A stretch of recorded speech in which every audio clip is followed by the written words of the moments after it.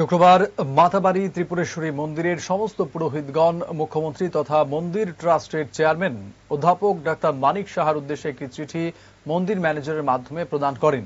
প্রসাদ প্রকল্পের আওতাধীন নতুন রান্নাঘরে আজ থেকে প্রসাদ প্রস্তুতির কাজ শুরু হলেও আশ্চর্যজনকভাবে পুরোহিতদের প্রসাদ গ্রহণের জন্য কোনো নির্দিষ্ট স্থান রাখা হয়নি।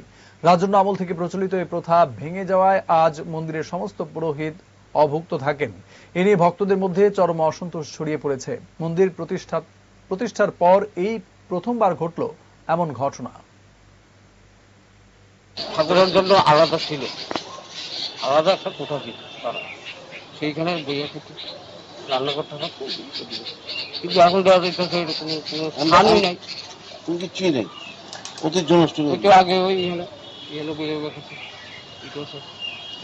মানে আমরা মহাবাড়ি পুরোতে এতদিনের মধ্যে এই প্রথম প্রথম নলেজ হয়েছে আমরা যে আমরা উপস্থাপ করি। আমি 94 মন্দিরে এলাম, আমি প্রথম অন্য মানে সব ব্রাহ্মণ কি আজকে ভুক্ত রয়েছে? আলাদা মন্দিরে ছিল। আজকে যারা আমরা 7 জন ছিলাম। কোনোদিন কি এরকম হয়েছিল? না না না না, এই প্রথম। আমরা খাবার জানা না, আমরা কোথায় খাবো? কি কারণে এটা এরকম? এটা বলতাম মন্দির যারা কমিটি আছে বা ডিএম যারা আছে সেবেক, ওরা কি কোনো আপনাদের সাথে আলোচনা করেনি বিষয়টি নিয়ে? না, যখন ঘর তৈরি করা হচ্ছে নতুন ভাবে, না,